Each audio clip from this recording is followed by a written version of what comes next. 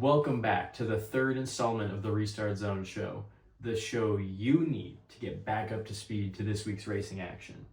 I'm Jack, joined by my lovely co-host Brady. We are here to talk about race cars going real right, real left, real straight, and real fast. That we are, Jack. That we are. Racing is back in full swing.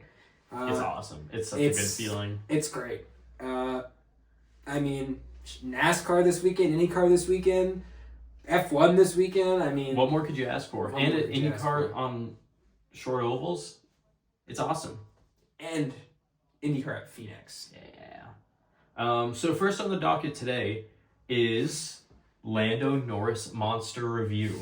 I haven't taken a sip of this yet. This is completely full. This is racing related, so I'd say this counts. Oh, it's actually quite good. Yeah, I'm gonna have to doing it. Yeah. I like that. It's sort of like, it's more melony than I thought it would be. Oh yeah. It almost kind of tastes like a Sour Patch Kid, but like not that sour. Like yeah. I don't want to say like tang, but like it's pretty decent. Not the biggest monster guy on the planet. Unfortunately, I think you can sort of taste the zero sugarness about it, but I feel like that's every zero sugar energy drink just has that sort of flavor. But yeah, but all right, with that out of the way. Tyler Reddick. So this guy, for the I think 28 viewers that gave episode 1 a peep. Thank you. You know that we made a talking point out of the Tyler Reddick Daytona win, and just 2311 in general. Yeah. Talking about, can they be the fourth big team? Yeah. Can they make that step? If we can see a kind of momentum shift and kind of see them step up, because obviously 2311 is no joke. They're a good team, but can we see them step up to be, an elite caliber team? And I know we're 3 races in, and it's 3 races where it's kind of shaky and hard to tell because it's super speedway, street track. Oh, road course, road course, street track. But 2311 is 1-2 in the championship right now. They are, and one has a 70-point lead over 2. Did something that no NASCAR driver has ever done in the history of NASCAR. Even when there was years of pure dominance, which is just crazy to me. Times when Petty was able to win 200 races. You can't do that nowadays. There's just different times, and even then no one could do it. We got Jordan three-peating in the big 2026. It's actually insane. Not on my bingo card. No, but especially at a road course, it's one of those things where it's like, you can be as fast as you want to be. One mistake will throw away, or maybe not even throw away your race, but it'll get Blaney to pass you, or it'll get SVG to pass you at the end. I feel like we saw that at St. Pete with Ty Majeski. He made one mistake in the final turn, and he lost that race because of it. Now, he finished P2, still a respectable finish, but he was in position to win that race. Yeah. And Tyler Reddick just literally didn't make a single... Oh my gosh, excuse me. Literally didn't make a single mistake that entire race. He got pressured by Blaney. Never crumbled, never folded, never slowed down. That was a good battle. Pressured by SVG. Which, can you imagine what the aura of having SVG stalking you down at a road course? It's like, it's the NASCAR equivalent of Max Verstappen being the car behind you in F1. It's terrifying. It's just, and he didn't, people talk about flow state, especially now. It's kind of like a joke. But when you get on a roll like that, you really believe in yourself. It's one of those things. You'll see me make analogies to MMA often because it's a sport that I love as well. But that's the thing about MMA is you see these guys get into that flow and they're just unbeatable, even if there's nothing necessarily particularly special about them or more special about them than the other people competing. When you're performing at that level and you think and you feel and you know that you're just gonna hit that mark, it's another level of confidence, and you can see Tyler Reddick just fully, completely. Who was predicting a Tyler Reddick pole going into this weekend? Let alone a pole is he is really fast there. But a pole, let alone a pole conversion into Dakota. He's never finished outside top 5 at this track. This is true. But regardless, I think you hear about it talked about all the time. Momentum in racing is a thing. Yeah. And like, I don't care who says what. It's true. You've seen it so many times where when guys, you get some of that momentum, you get that confidence, that pep in your step, and you just... Yeah. It's just this sort of unspoken, like... flow state. Yeah. I mean, that's what it is. So it's really cool. I don't know what else to say about that. It's a shame he has to do it in that terrible looking car. That Chumba car. We'll get back to that. But man. But it's so cool for him. I mean, with him recreating the picture of MJ holding the trophy, like, it's so cool for MJ. It's so cool for Tyler. It's so cool for the whole team after everything they went through in the off season. Also, like, not for nothing, I was like NASCAR fans. We all just witnessed like history. A crazy piece of history, like straight up history. Like I mean, and the potential is still there to increase. Yeah, that's true. It's possible. 2311 is notoriously not awesome at Phoenix. Yeah, definitely. I remember Reddick's championship run 2 years ago. That was their championship car, and they still just didn't have it. No. So we'll see, but maybe they've been cooking. Yeah, I mean, maybe their short track package is improved. It's been unwavering pace so far, so I'm excited to see. Or maybe it'll just come down to an overtime restart at Phoenix, which you know how that restart zone is, anything could happen. Oh, yeah. But, all right, let's move on, because we do need to cover the rest of last week before we can start to talk about next week. Obviously. We had a lot of racing. It was pretty awesome. Yeah. You had a little bit of IMSA, a little bit of MX5, trucks, O'Reilly's, Cup, IndyCar, Indy NXT. What more could you ask for besides maybe F1? Yeah. But it was, I mean, I just want to say the truck race, resounding success. Oh, yeah. It was great. And also, like, we talked about last week a little bit, just a win for both organizations, you know? I mean, as you even said earlier, just now, I mean, a giant win for NASCAR. I mean, IndyCar fans were saying that they really enjoyed it being a part of their weekend. Yeah, I mean, it's great to see. It's just great to see it. I don't know why I'm rambling so much. I think so much of that came down to the quality of that race, because I think if this race had been we go into turn one and junk 20 trucks on the first lap, IndyCar fans would have just looked at it and said, oh, that's NASCAR. They're dumb. They crash all the time. They don't know how to turn right. Yeah. But there was a few incidents. I mean, it is NASCAR. But that's just, when you have that, that's the most vehicles this track has seen on it in a long time, if not ever. It's just a bigger field with slower cars. Like, it's bound to happen. I mean, we saw it in MX-5s as well. Big field, slow cars. These things happen, but I think overall the quality of racing, along with big IndyCar names in the field, really helped. I think Jimmy Hinch, Jimmy Hinch, Dario, super cool to have those guys running. Even Colin Brown, a big IMSA guy, and I just think it's really helped some diehard IndyCar fans maybe appreciate NASCAR a little bit more, appreciate their driver talent, and obviously it's great for NASCAR or the trucks to be on the same stage as IndyCar. Yeah. And you had Townsend Bell in the booth as well in the truck race. I think he did amazing. He did such a good job because the truck booth. You know? Jamie Little, I love you on pit road. You're such a good pit reporter. Please get out of the booth. And that's as much as I'll say about that. But he did awesome. He brought a new energy, a ton of technical info. Not necessarily how I'd like to put that, but it was good. It made it much more watchable. And yeah, I'd just say overall success for trucks. Yeah. Super happy for them. We had 2 MX-5 races. They were pretty average MX-5 races. Obviously, one of them ending under yellow, and one of them was super early in the morning, which I wasn't a huge fan of.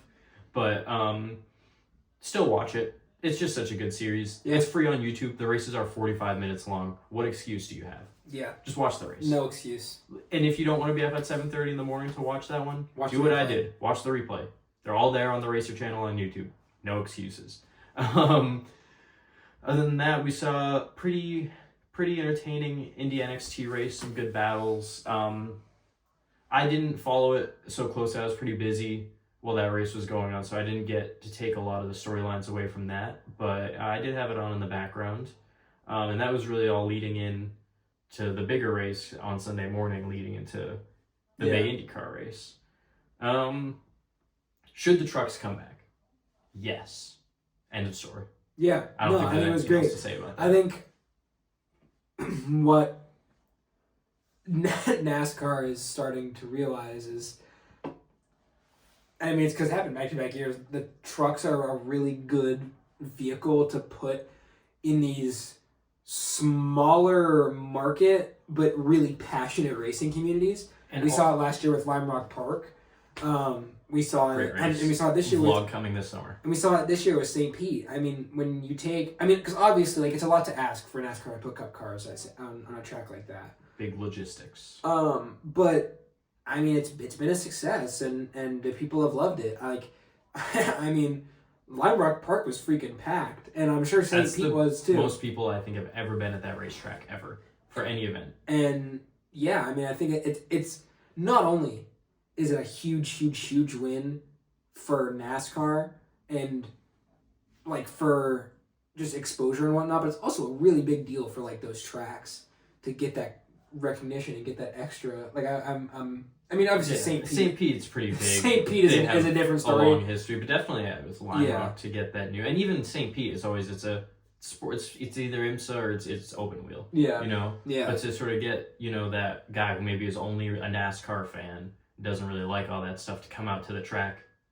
Yeah, and he will gain a new appreciation for any of those other series. That's the other thing too that I'd like to think is that the NASCAR guy, after or while he's waiting for the Cup race, since he saw trucks at St. Pete yesterday, maybe I'll turn on Indy cars at St. Pete. Oh shit, maybe I'll turn it on, and then you know what I mean? It's a good thing all around. I think not just bringing the trucks to smaller markets, but actually smaller tracks physically with a smaller series size. Yeah, because that's what really allowed them. Now the pit road did still have to be expanded at Lime Rock, but obviously it's just, even with those expansions, you could not fit Cup cars there. Couldn't fit all the logistics needed for a Cup experience. But what's nice about the truck series is not only are the field sizes smaller, but you don't need all the other stuff with it. You don't need as much from Goodyear. You don't need as much from, merch haulers and all this other stuff. It's a much more mobile setup that could be placed at these smaller venues. Yeah. And put on a great show, because people love the truck series. And I think that's really cool, and probably something that they should continue to explore. Yeah, I mean, not for nothing, like, Lime Rock Park trucks kind of got me into NASCAR. Like, obviously, like, I enjoyed racing before that, but I didn't really take following NASCAR seriously even until that. Seeing them live, seeing them, it's important. It changes your perspective. Yeah, it's important for the community, I think. Yeah, I mean, just a resounding victory to just put a bow on that. Just overall win.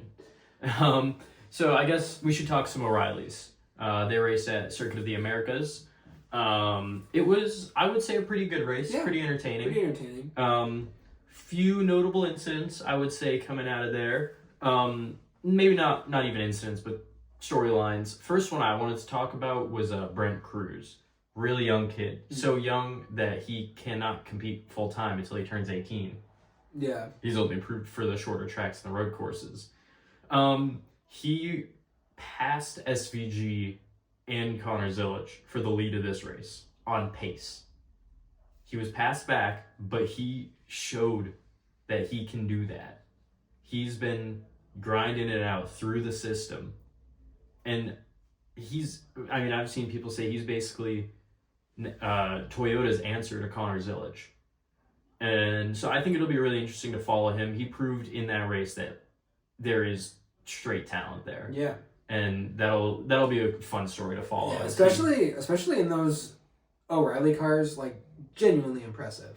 Genuinely impressive. Fierce competition in that series. Yeah, really good drivers, and maybe not the easiest cars to take around Circuit of the Americas either.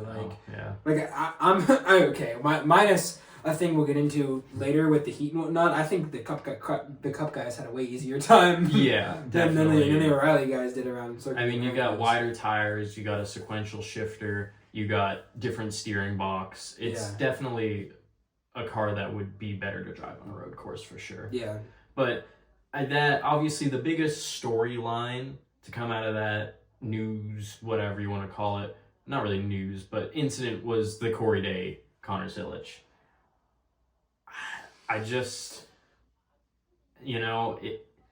I don't really know what he was saying on pit road after the incident. Kind of just sounded like he was trying to come up with something to say, when what he should have said is, "I messed up. I'm sorry." That is not what he said. It's blatant. I don't know what to say. I get it wasn't purposeful, but it was blatant. Especially, like, teammates too. Yeah. Like, teammates in the Hendrick program, like, you can't... Obviously, it's not a good look for someone like Carson Hocevar to spin, like, a Byron or whatever. Especially for him trying to get to Hendrick, but, But to be an up-and-comer who really hasn't proven anything in the O'Reilly series not on asphalt. Is really still... Yeah, well, let alone O'Reilly series, hasn't proven anything on asphalt, really. You need to be looking to prove that you can hang. Like, that's the thing. Carson Hocevar already proved that he can hang, like he can run up there. He just needs to prove that he can, take it over the edge. Yeah, he's got it. You can't be making moves like that when you haven't even proved you can hang yet. Yeah, and, like, part of me does feel bad because he is so talented on dirt.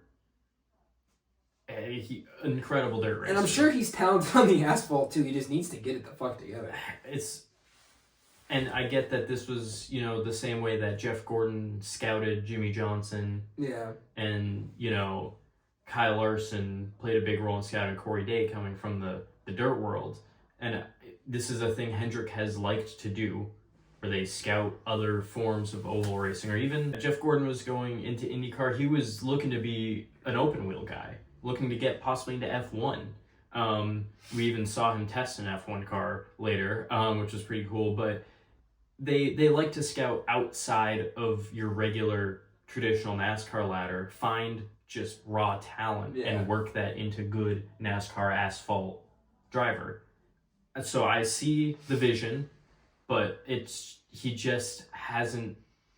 He's made costly mistakes. He crashed 2 JRM cars at once at Atlanta. He crashed another Hendrick affiliate JRM car.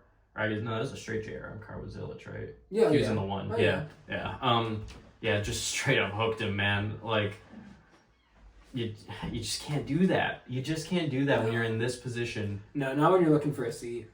No, not when you gotta prove yourself. It's not what you can do. Mm-mm. But as I said, you gotta actually prove that you can hang before you make the ballsy call and fuck up. You know what I mean? You can't like do the risky shit and it not work before you've proven that you can hang, because then your impression of him is going to be that he's reckless and that he's gonna wreck cars. He's not gonna put the car in positions to win. And that's just, it's not, whoa, breaking news of the year. That's not what you're looking for in your next Cup guy. It's just not. Yeah.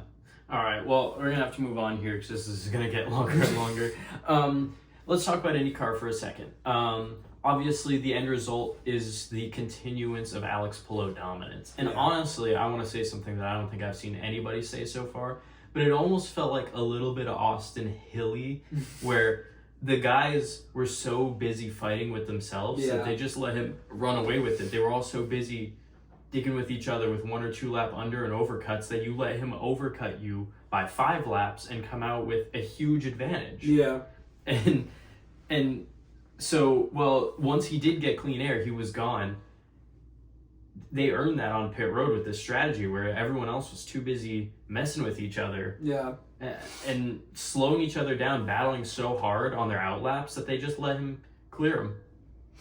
So the field let that one happen. I'm not going to lie. If you hadn't given him clean air, who knows if he would have been able to cycle. I mean, it's a tale as old as time. Like, when you're too busy fighting. It started to seem like it, yeah. You start fighting for second and third, and all of a sudden first is... Well, not even they were fighting for what they thought was first. They didn't even realize he would be first because they were first on track. It's just, sometimes the overcut works. It was a little more red tire. I think we were worried red tires were going to be like last year, where you wanted to get off them instantly to run on as few laps as possible. They were definitely a lot more viable, and probably you could even make a point for the preferred tire for the weekend, which was just interesting. I'm okay with it. I don't really like the idea of the tire wearing so fast that you're literally going to do a pit cycle and come back in. But, and I guess a few things I want to touch on there with IndyCar. The rookies looking great. Some small teams looking great. It looks good for racing, or IndyCar racing at least overall. I think you'll get some new teams competing a little bit better than they have previously. Obviously, the biggest one, Dennis Hauger being P3 in his first ever IndyCar race after dominating Indy NXT. He's something we need to look out for, because he didn't sign to like a big team, and he's putting that car where it shouldn't really be. So that's super cool. I think these young guys they're gonna be good, especially Dennis Hauger. I'm excited to watch him race. Yeah, he's gonna be fun to watch. I guess besides that on IndyCar, TV rating was pretty solid. Obviously, filming on Wednesday allows us to see a lot of this stuff. And yeah, 1.5 for the TV rating, 1.5 million, is right, basically almost exactly the same as last year, but nothing's dropped, and that's really what you're looking for. Yeah. We'll see what we can do at Phoenix. Obviously, you'd hope maybe some more eyes with the closer connection to the higher levels of NASCAR, and just the fact that people generally like IndyCar oval racing. We'll have to wait and see. Yeah. I mean, hope good things, but we will have to wait and see. I'm very excited for IndyCar next week, but we'll get into that. All right. You want to talk Cup a little bit more? Yeah. I mean, Cup at COTA, second year running, where it was entertaining as hell. Like I thoroughly would say enjoyed not it. quite as good as last year. But no, but there were definitely dull points. But leagues better than every other year before last year. If we had been running on the full course, it would have been much worse. I mean, Tyler Reddick didn't make a single mistake the entire race. Blaney looked incredibly fast and faded. His car wasn't quite as good on the first run, I will say. But he did lose the lead. The thing that was impressive to me, and I've said this before, I'll say it again, because, I mean, I do a lot of being on the internet now, but I saw someone else pretty much say this almost exactly. You saw Blaney, like, hunting him down and then kind of fade as the track evolved. Mm-hmm. That 45 team kept Reddick's car moving and kept it, like, from the 45 team top to bottom, I'm talking driver to, like, the lowest tier guy in the pit crew, just not a single mistake in 3 straight weeks. And yeah, that's why he has a 3-peat. Very clean race, I will say, which is good. That is true, for COTA, because it got that reputation for chaos turn 1, I feel like, at times. Well, they were even calling it the chaos corner, which was something that was new to me. It still was probably the most chaotic corner this weekend. It's COTA turn 1. What are you going to do? But I liked this look. So I've seen people complaining, I've seen people saying it was boring, but you got great strategy and multiple strategies playing out. You had the fastest road course guy hunting down another good road course guy. You're seeing the guy who's been doing it every week, see if he can do it again. There's a lot of fun stories to follow. It did make it a very entertaining race, even if there wasn't necessarily as much straight up on track passing. Yeah, there was still a lot of cool stories to follow. I think one of those being Connor Zilic. Yeah, I mean, this poor kid. Oh fuck! Like, lightning fast car. I mean, for a lot of period of time during that race, was the fastest car on track. And 3 weeks in the Cup Series, 3rd week in a row where he's run pretty high and has not much to show for it. He is the lowest in points. It's rather unfortunate, but I mean, most of it isn't his doing. No, I mean, he literally he had a rough weekend, man. He had a really rough weekend. Like, poor guy. He was, he got tangled up with Suarez. That was kind of just an awkward turn 1 incident. Yeah. Which you could put some amount on him, I guess. But the second incident that he was involved in was just straight up not his fault at all. Just a victim of circumstance. And both times he was able to rally. Yeah. I mean, he drove through the field like still a respectable 2 result times on the race, essentially. Yeah. So it's like, it was. I hope he's still encouraged. That's all, because I like he's shown so much. Yeah, there's so much good to look at from that run that you have to put aside the fact that the actual result was okay, and look at the fact that the speed of that car and driver not again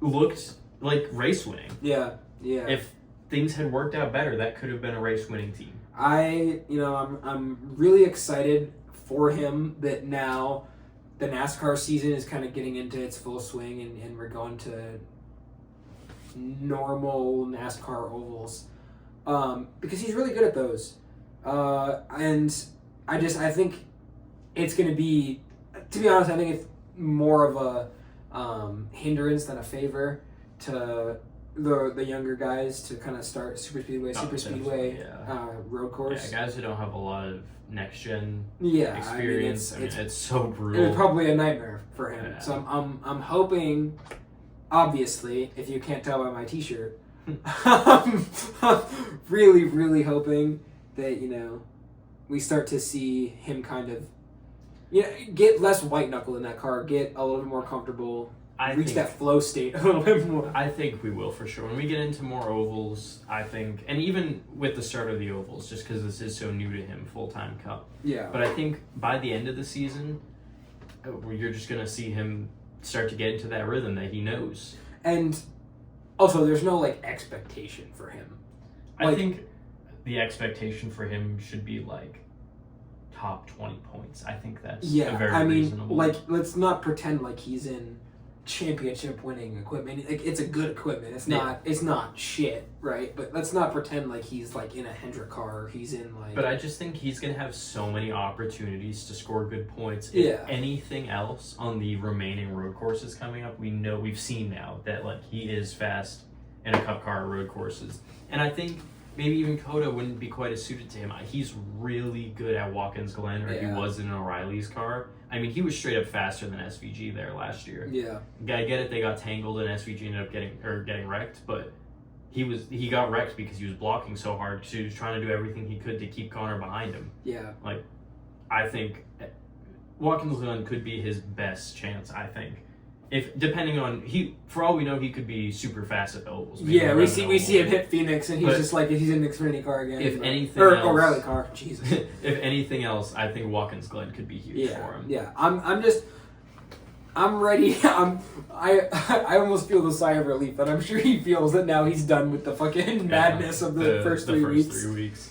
I guess a few other things. I guess I'll talk about this first. The heat problem. Yes.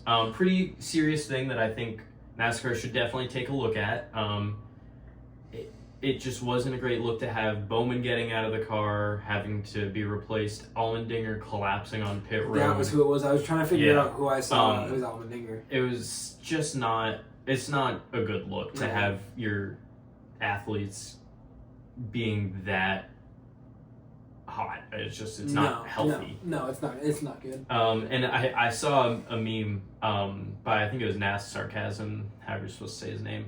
And it was the guys they hired to build the McDonald's shake ice cream machines are the same ones who are building the cool suits for NASCAR because of how often they fail. And the problem with those, as you've definitely heard before, is once they fail, it's literally piping hot fluids through the suit. It's not just not there anymore. It's now working against you actively if it does fail, and it's just really shitty. I mean, it happened to Dario as well. Yeah, Dario's cool suit failed, and you got it. I mean, he had to sit down, and he looked like he was sitting there for 20 minutes, just trying to just get there. Obviously, he had Jimmy there, everyone congratulating him, and you can see he's trying to be thankful, but he's just so pooped. Yeah, pooped. So that's something that needs to be looked at for sure. I mean, we're probably going to have a very hot summer. Yeah. And especially at the road courses, the summer road courses, because they do tend to get hotter in the cars at the road courses, and it's not safe. If we're at Sonoma and it's 100 degrees, and it could be that could be a fucking problem. That could be a fucking problem. Yeah. That should be fixed. And I guess the last thing I want to just touch on is just a dumb little thing. It's Mike Joy's last lap jump scare with the host of our incident. He screamed as if Carson had been thrown over the catch fence and landed in the grandstands, when in fact he had just spun off the nose of Cole Custer. I mean, to be fair to Mike Joy, that was the most excitement that had happened in laps, but... True, but... And Mike has a history of scaring us a little bit. He likes, which I appreciate, he likes to watch the race out the window. So sometimes, you'll hear him yell at stuff that isn't on camera. Yeah. I like when the at-track commentators are actually looking out the window, not just staring at the screen the whole time, because if they're going to do that, why even have them at the track? Like... Real shit. But just a dumb little thing I wanted to tack on there, because I did see a lot of conversation about it online. But overall, I'm very happy with how this weekend went. Yeah, it was great. I wouldn't say it's a 10 out of 10. No. IndyCar was definitely dull at times. Cup was definitely dull at times. But overall, just pretty solid racing. Yeah, very. And I'm left pleased. Yeah. So time to move on. So recurring segment is getting a little twist change this week. We like to do W's and L's of the week. We also like to pick our favorite livery. We wanted to do a W and L livery, and then also do our W and L of the week. So I guess we can call it like the W and L. Best and worst livery, W and L of the week. Yeah. In one little segment. Do you want to go first? Yeah, why don't you kick it off? All right. Why don't you kick it off? So, I will go with my L livery first. Okay. To get it out of the way, is Brad Keselowski's, what I believe it was Grassa car. It was the green on light green. Just a gross color combo. I didn't. It was kind of icky. I don't know. Yeah, just colors I would generally. Colors I would generally, equate to things that are kind of gross. Yeah. And it wasn't doing it for me. Now to flip it around, we got Sam Mayer's O'Reilly Auto Parts car. I really liked, as far as I remember, I haven't seen that scheme run from Haas factory team, and it just looks so unlike anything they've run before. Yeah. That's just very sleek, sort of turquoise, and it looked really good on track. And I bounced a lot of ideas back and forth of which one I wanted to pick, but it was just so unique. You don't really see a lot of NASCARs in any series that are that color. Yeah. So, Sam Mayer, good job. So, for my L livery of the week, I don't know if it's going to be a hot take, but honestly, I just think the car was ugly. Josh Berry's Dex car this past week, the white fade to red, fade to black thing that it had, and then the 21 is right next to the Dex, and it kind of just looks like it's all one piece of script. I will never like next-gen number placement. It's just... nothing about it is good in my eyes. And what also might be a hot take, to be honest, I'm not sure. My W livery pick for the week, or my best livery pick, is actually going to be a truck.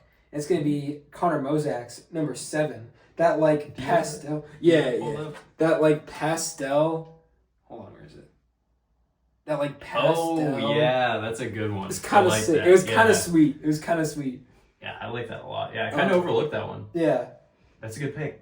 So that's my W. But yeah, that Josh Berry car. There were fugly. Some other pretty good ones from this week, I will say. A shout out to Kyle Busch's Rebel car. Yeah. Another Haas car that was pretty good. I forget the drink brand actually now that I'm thinking of it, but was it Custer's car? Haas. No, Custer was running the same scheme as Atlanta. It was Haas Cup, I think. Wait, did you say Custer or Creed? Sorry, I said Custer. Oh, sorry. I thought you said Creed. The Bonanza. Oh yeah, that's pretty good. This probably have to get cut out, but whatever. It's fuck it. So yeah, those are liveries. That's all the correct opinion. We're right. Your opinion's wrong. Let's move on to W and L. I guess. Do you want to? Yeah, I'll kick off this segment.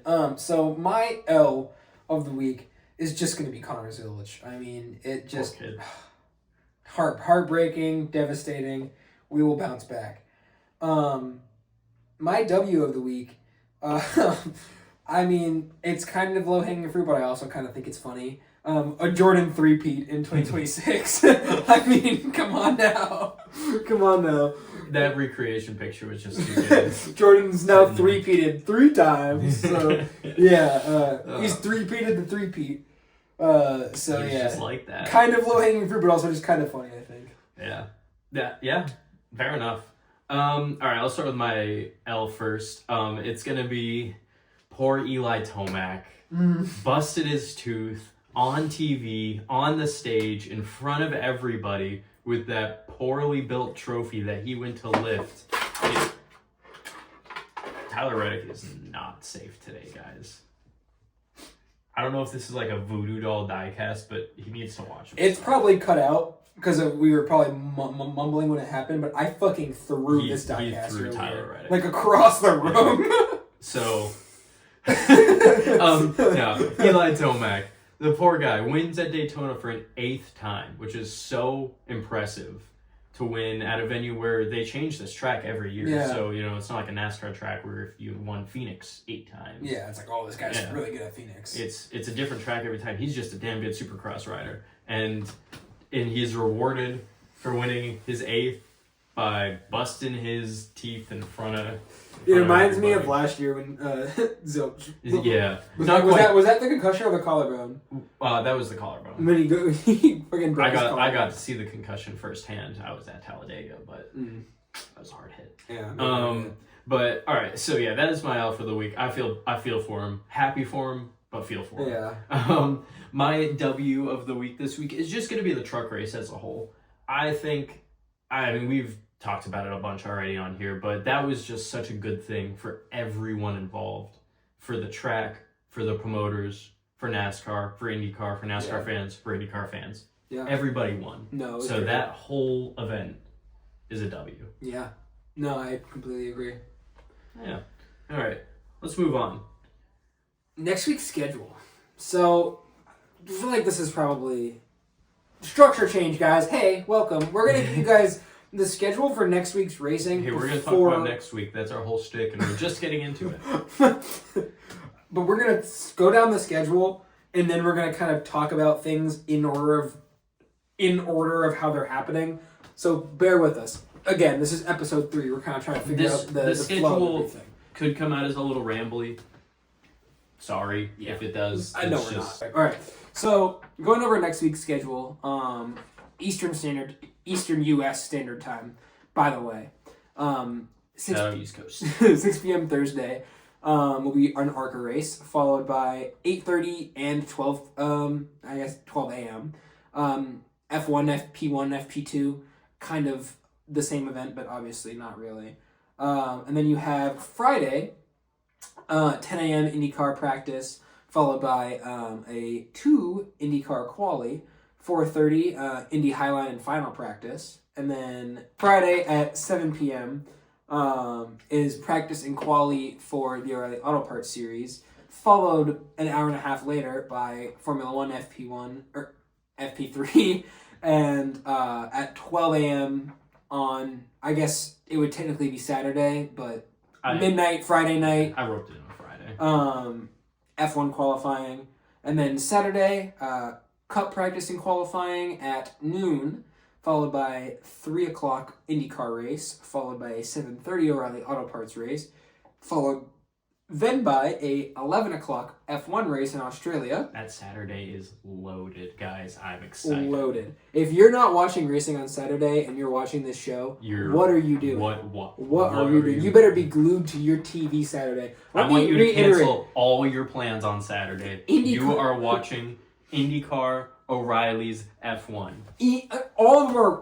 By the way, we're not talking about IndyCar practice and then F1 qualify. No. Race. Tune the fuck in. And then Sunday, obviously, 3:30 Cup race. Just a whole lot of shit happening this week. Everything's back in full swing. I'm so excited. I couldn't be more excited, guys. This is the time to be alive. No, literally. What a time to be alive, like Drake said, right? Anyway. Or no, was that Future? I don't even know. Anyways.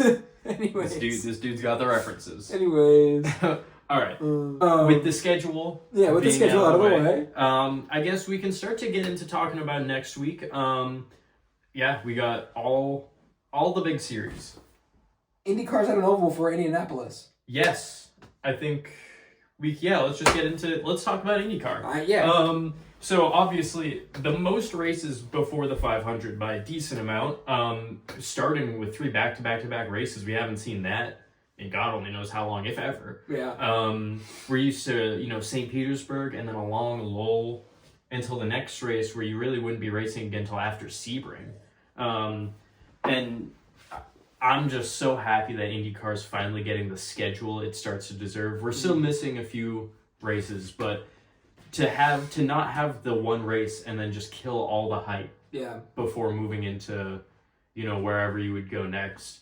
And it's so good to have this variation of tracks. So I mean, not super good variation, but an oval and 2 street courses. Yeah. 2 new events to start the season. There's so much hype. Not only are we going back to back, but it's tracks we haven't seen IndyCars at either ever or in a long time. And I'd like to make a point in saying, remember how we were just talking about how ridiculously good for the sport it was to have trucks and IndyCar at the same track over the course of a weekend? Well, we have news for you. Now, Cup and IndyCar is going to be at the same track over the same weekend. It's just an overall, it's just a great start for IndyCar. I'm so happy that this is how they planned it out, because this is the most hype I've felt for an IndyCar season in a long time, to be honest. I'll tell you guys, this is the most excited I've been for IndyCar ever. I'm hoping that the adjustments we've made to the short oval package over the last few years are going to continue to be good. They've been good at other tracks. They were great at Iowa, which is just a shame that no one was there to see it.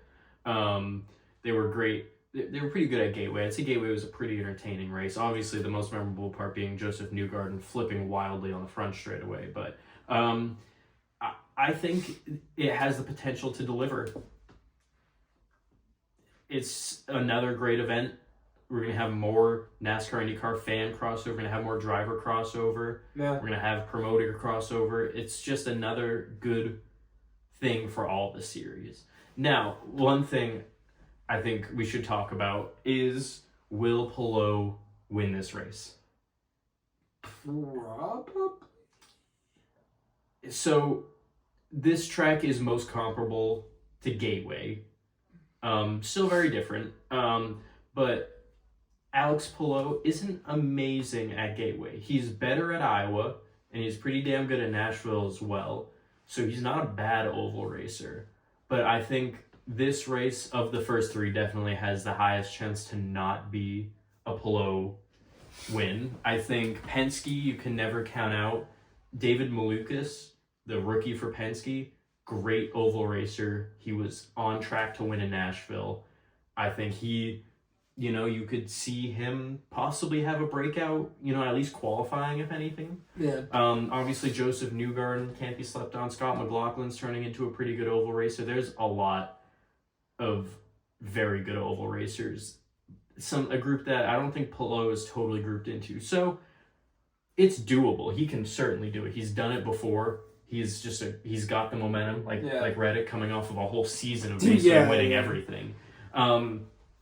But we'll see. We'll see how it goes. I think it'll be an interesting test for Mick Schumacher, because this is really going to be his first IndyCar race, because he got about 3 turns into St. Petersburg. And so Mick Schumacher's first real IndyCar race is going to happen on an oval. Phoenix, no less. A very tricky oval. Which I'm excited to see. I'm excited to see some of these guys take to this track. A lot of these guys haven't driven here before outside of the Unser test. And get some of these Euro dudes driving left. Hell yeah. It'll be fun. I love when people from European open wheel racing get to experience oval racing, especially in open wheels, because it really is, even though the cars are similar, it is a whole different experience. You are going so fast consistently, where, in an F1 car, you can get up to very fast, but then you're in a hard braking zone. While, on an oval, you're just going fast all the time. Yeah. And it's cool to see how they take to it. So I'm excited to see that as well. Is there anything else you want to add to IndyCar? Unfortunately, not really. I am personally just giddy as fuck to start talking about Formula One. So I guess to tidy this up, we have some guys who don't know much about ovals. We got some guys who know about ovals in NXT but are moved up to the big IndyCar. And we got this sort of question of, will Penske short oval dominance be back for good? Yeah. And I think those are some things you should look forward to getting into this week. Some storylines I think you should follow. F1's back after the season break. We are finally kicking off the new regs at Albert Park again. McLaren is defending a double title. This man, the guy who made this monster, he actually, so Lando Norris physically works made in the factory. He made that physically for made me. That. Yes, yeah, no, but Lando Norris obviously winning his maiden championship in F1. It's my boy. Can he do it again? Can McLaren carry the success through the next regs? If this was, last year, I would have said probably. But we have literally no clue what to expect. Testing has showed us even less than it normally does. Yeah, because it's been a struggle. We've seen these cars compared to Formula E cars.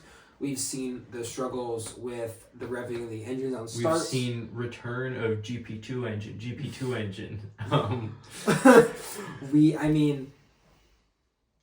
We've seen every single driver saying that every other team has the best car. Yeah. So I really haven't, even with last regs change, I didn't feel this sort of in the dark, confused, but just so unsure of what to expect here. I mean, because even with this, the previous regs, the testing wasn't that crazy. I mean, it looked like pretty normal testing. Obviously, you saw some more lockups. You saw the porpoising. Obviously, porpoising was really bad in the testing, but not what you're seeing with these cars, where there's just so many different things going on. There's so many lockups. You're seeing reports that Honda's not going to be able to finish the race, and it's much more. So much that you just don't know. It's like the Drive to Survive writers got their paws on IRL and actually they let him write the regs. Literally, it's nuts. So we have made F1 picks, which we will do before we say goodbye to you. But I have to say, that was probably the most I've ever racked my brain thinking about race picks. Yeah, because I just didn't know what to put. It was literally just a toss-up. Yeah. Well, and even there were probably 4 different cars that were capable of winning a race last year. Yeah. So that is more than normal as is, right?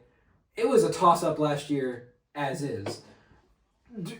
We have no idea what is, because these cars are totally, not only are they built to be different, but they rely on a completely different kind of traction, a different kind of downforce, different kind of power.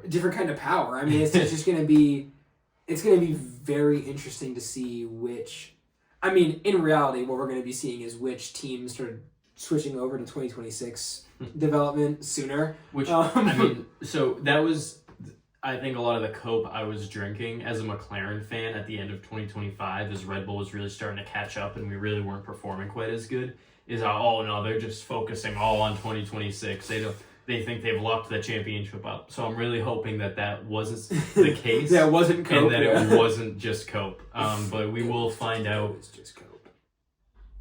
We will find out soon enough. I think, really all I'm looking at, or looking forward to, or maybe not even looking forward to, but looking to happen this next year, is I would just really like Isaac Hedjar to uncurse that second Red Bull driver's seat. Somebody needs to do it. Just at least be a couple spots behind Max every week, and that's fine. Well, I wonder if maybe the new regs will help at least even out the drivers. Yeah, I'm I think hoping Max so. might struggle a little bit.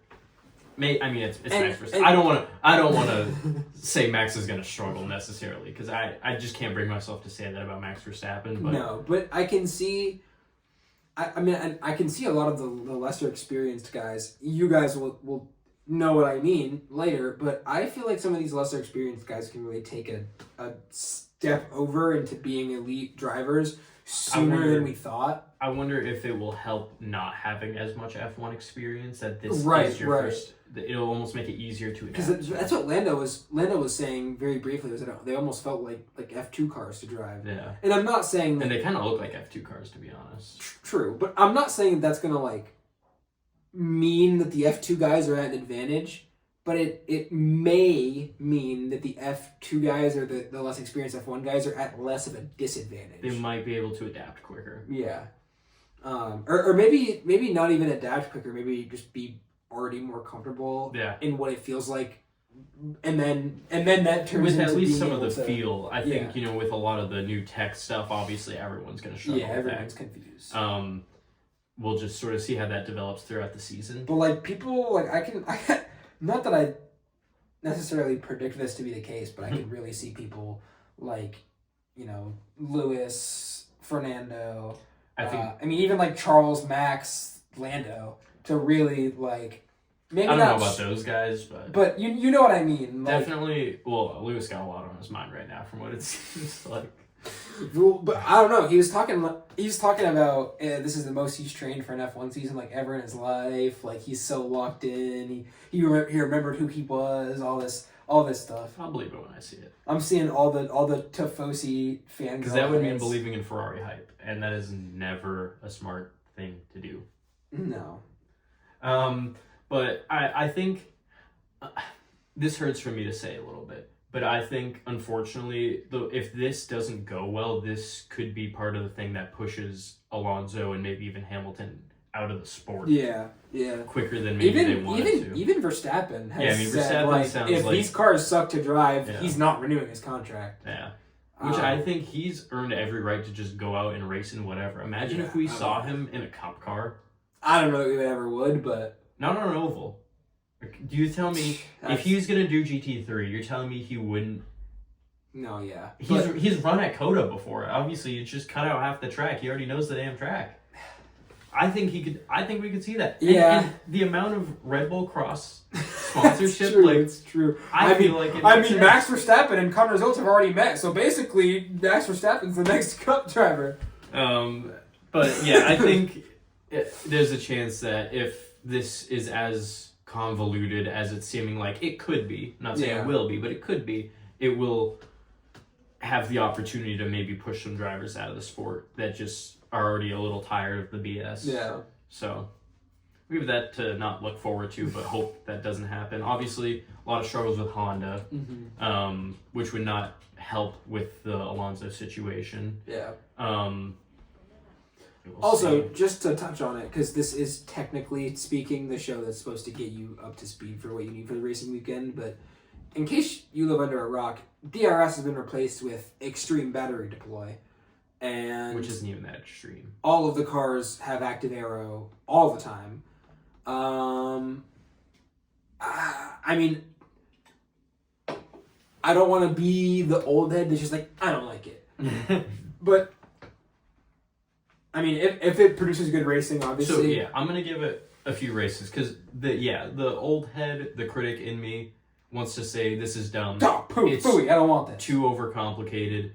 It's I don't like this. I don't like how only half of it's done by the ICE. Whatever. I'm gonna fight against that, and I will give them 5 races. It could put on a spectacle of a race. I will give them 5 solid races. Yeah. And if after 5 races, it's dumb, I'm gonna start to shit on it. And if they continue to not improve it, I'm gonna just poo-poo it all together. Yeah. And this is just gonna turn into an F1 hate show. It isn't actually. That's a lie. But yeah, I hope that it's good racing. I hope that the issues with the hybrid engine don't take away from all of the good things that they've done. Because smaller cars, smaller tires, less aero. And I like how they look as well. I like how these new cars look.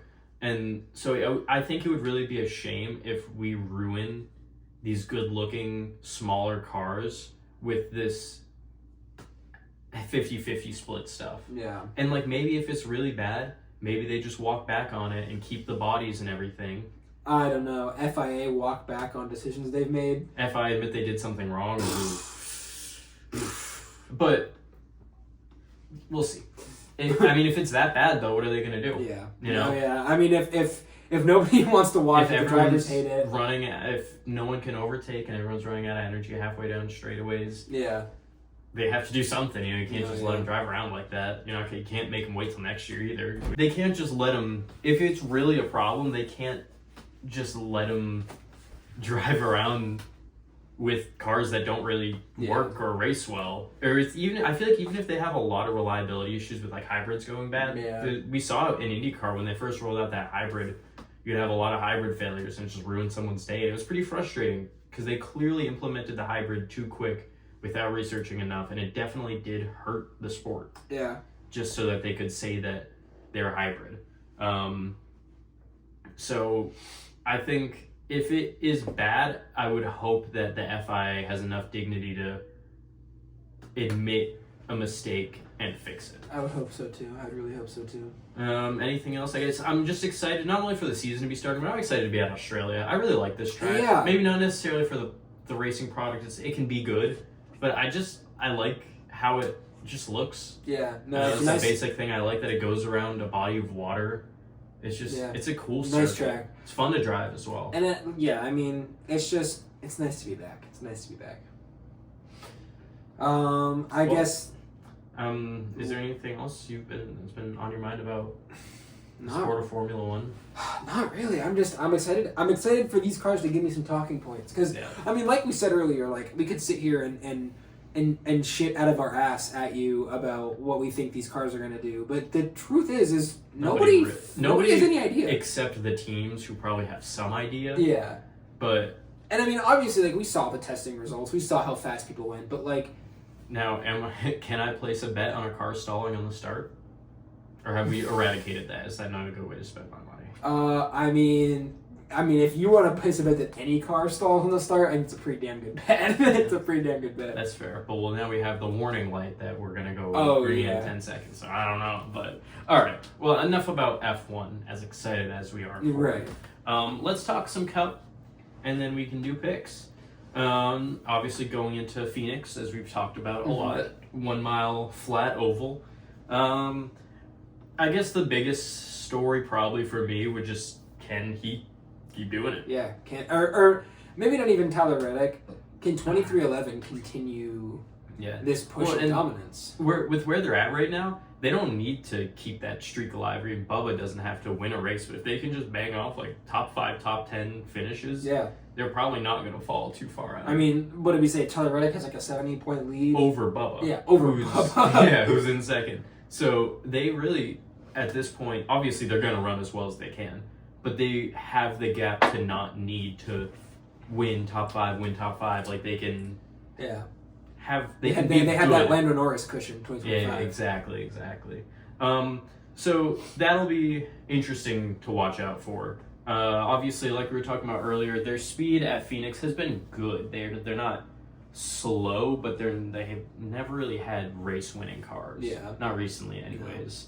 No. And that's something to keep an eye on. But like I said, they don't need to. No, they don't need to. As long as they can continue to bang off consistent top 10, top 5s, top 15s even. Yeah. The next big point, I would say Connor Zilich's first non-super speedway oval as a full-time Cup driver. Yeah. This is the first real test. Obviously, we thought this is his first real oval in a Cup car ever. Has he run? I forget. I know he did. He did the Coke 600. He did. Yep, he did. So yeah, not his first time, but first time as full-time, which is totally different when you're just focused on it for a one-time start versus focused on it for a whole season. I feel like completely different mindset, especially when he's already worried about a full season in O'Reilly's at the time last year. I feel like last year it's more just about seat time than anything. Yeah, exactly. So it'll be. I hope he does good. Yeah. No, I mean, and I'm sure I don't think that there's a single fan of the sport who doesn't want him to succeed. How can you not at least like Connor Zellweger? How can you hate Connor Zellweger? Like, he's such a rookie season in. I mean, at the time, Xfinity, now it's O'Reilly. Rookie season in O'Reilly, bangs. What was it? 11 wins in a single season. I just forget the number. It but was still big. An insane number of wins. Like, and now he's coming over, and his first 2 races in a Cup car. Obviously, they hasn't had much to show for it, but he's had speed.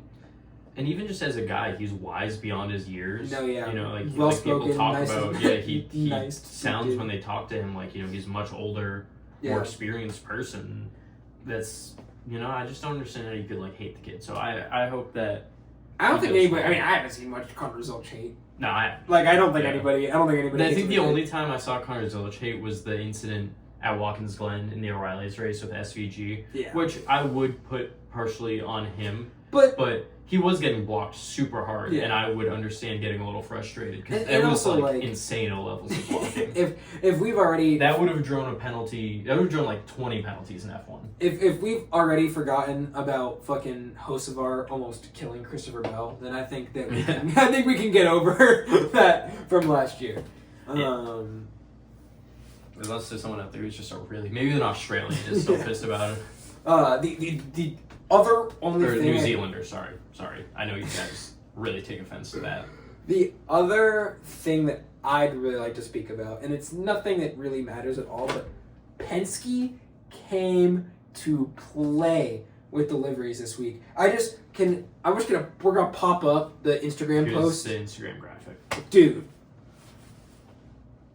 Wow. So that Logano scheme, a throwback to what is it? One of Scotty's, Scott McLaughlin's supercars. Those generation supercars were really cool. I really liked that. Was like the classic saloon, Australian V8 saloon. Like that was the shit, and that livery was very popular. And now we get to see it on a Cup car. I'm gonna speak for myself, but Jack might agree. I think that the Menards car with the green, specifically with the green, is we got to see it nice. in race in person, almost win at New Hampshire. What was that almost word? Barry. Wasn't Barry running that scheme? No, Blaney was running that scheme. Wow, brain fart. Sorry, the winner, Ryan Blaney. Why did I think? What? Yeah, no, Blaney was doing the Lemon Menards car. Yeah, no, you're right. Yeah. Sorry about that. But it's not Lemon though. It's another green sponsor this week. But regardless, the green and the Menards is just, and then that Blaney's. I know Chase Elliott is pissed about that Blaney scheme because you change around. He's hitting up his copyright lawyer. You change around which sponsors on that car, and that's just a better 26 Chase Elliott Napa car. It's good. It's new. It's a livery we haven't really seen before from Penske. No, and looks great. It looks good. Looks great. I like it. All right, and with that, I guess Saturday, clear all your plans. Yeah, watch racing all day. You have no excuse. I don't care if you're working. I don't care if you're hanging out with your significant other. You just tell them there's more important things going on. And they'll love to hear that. That has a 100% success rate. It's proven. It's proven. Scientifically proven. By doctors. Yes, and scientists. Yes. And NASA scientists and physicists, they all... This is the one that is dentist recommended. Yes. 9 out of 10 dentist recommended. Okay. This kid is getting dumb already. Watch that. And I guess with that, we got some picks here. Put on our picks and get out of your face. And we'll get out of here because this is probably already long as hell. Okay. All right. Do you want to go first? Yeah. Do you want to? Do you have one, or do you want me? I got mine right here. Let's see. Yeah. So, we are going to go IndyCar, O'Reilly's F1 podium, and then cut. Okay. So, to lead us off with the IndyCar race, I am going to go out on a little bit of a limb here. I'm going to say the rookie, David Malukas. Well, sorry, not rookie. Liar right here. Not rookie. I was thinking rookie because it is his first year as a full Penske driver. Rookie in the Penske team. He is really good at ovals. and now in Penske machinery, which is really good at short ovals. I mean, how many of those have we just watched Joseph Newgarden run away with? And I think he's going to want to prove himself. I think he's going to be pushing himself hard. Yeah. I think he can do it. It'll be hard. I think the kid's got it. And I think that'd be a cool pick. Going into O'Reilly's, kind of picking low-hanging fruit on this one. I'm going to go with Justin Allgaier. He has won at this track plenty of times. He knows how to get around it in those cars. Yeah. He's always fast there. I still remember how heartbroken I was when he was leading with like 4 to go and his tire went flat in the sprint race. I don't remember. I think that was 2 years ago now. They all start to blend together. But my F1 podium, like I said, just a total toss-up. My first one being George Russell. Just threw him in there because I swear Mercedes always just finds a way, regardless of what's happening in a race, to just like slither into the podium somehow. So I think he's going to run outside the podium for like most of the race. Yeah, the classic George Russell does nothing, finishes P2. Yeah, I think he's just he's gonna slot in there into P3. I'm gonna take a pretty standard 2-1 here as far as the last year's gone. I'm going P2 of Max. Again, kind of just didn't know what to expect. Yeah. He's good, but I put my favorite driver in P1. Yeah. Trying to manifest it. Lando Norris, P1. Lando, Max, Russell is my podium. And then I'm going to pick Denny Hamlin for the Cup Series race. Again, I don't know if I want to call it low-hanging fruit, but we're getting into this portion of the schedule that's really good for Denny Hamlin. Yeah. Especially with Vegas coming up. We know he's fast there. So I'm just going to throw it down. I think he's got a good chance. I know he wants to win. All right. So for IndyCar, my pick is going to be Joseph Newgarden. Nothing really to be said on that pick. Extremely talented driver. It's the same level as Allgaier for O'Reilly. It's just they're good. He's proven he can do it. Will he do it? We'll find out. What's next? O'Reilly's. I am going to take maybe an uneducated pick, but kind of just a pick out of my heart. He finally got the monkey off his back. He's capable of running at this track. He's run well at this track before. Give me Sheldon fucking Creed. Let's see if that one win can. Yeah, let's see if just free him, release getting him. the monkey off his back can help him roll into some momentum. Some mo, baby. So for my F1 podium, I am going to round off the podium, because obviously we're going to go from 3 to 1, with a Kimi Andrea Antonelli. I like it. As we spoke about earlier, I think there's a chance that these younger guys maybe are a little bit more comfortable in these cars. And I mean, Mercedes, regardless of whether or not they're as dominant as they once were, they are always putting together a machine that can win a race. They're always solid. And so I don't see any reason why Mercedes isn't going to have race-winning technology. Early ground effects Mercedes, you could have made a point with the zero pods, But regardless, even they still got good. Yeah, they seem to always be there. And I could be safe and take George Russell. But I'd like to see Kimi go get himself one. I would rather see Kimi be in that position. My P2 is going to be my favorite driver on the entire grid, Max Verstappen. So we're agreeing on one. So I have him on 2 more just because I want him on my podium, and I don't want him. Not that I don't want him to win, but I have a different pick for number 1. Okay. Just because I think Oscar Piastri's going to get his home race done. He had a shitter last year. Well, he won races. I wouldn't say that's a shitter. For in Albert Park. Just the Australian Grand Prix. Yes. Yeah, he had a shitter in Australia. That was unfortunate what happened with the rain. So I'm looking for him to bounce back strong. I mean, obviously he was the championship favorite for a time last year. Looking like he was not going to be stopped at any point. I really thought he had that, especially when Lando's engine went. Ian Zandvoort. Yeah. I was really texting you that day. I think it's over. Yeah, I think Oscar Piastri's going to get his home race done. And then a cup. I almost forgot. I'm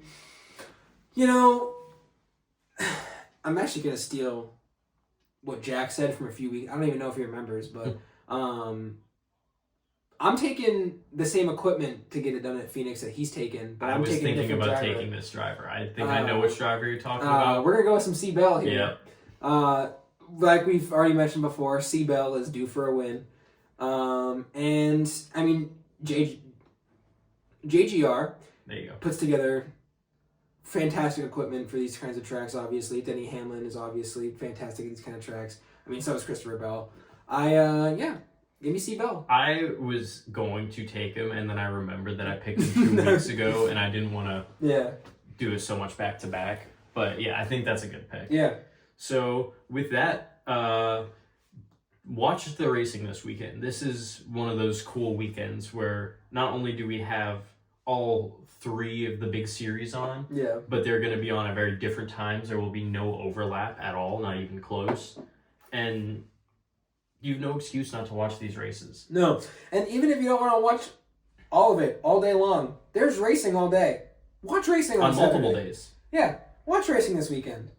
There's a lot of good stuff on. But with that, enjoy your weekend. Thank you to anybody who gave us their time on this you fine guys are cool. Friday. Y'all are real cool. Shit. Enjoy the racing this weekend, everybody. We will catch you guys next week. Week 3. Ta-ta. Bye-bye. I'm just gonna throw away a whole... Oh, hi. That was impressive. Well then.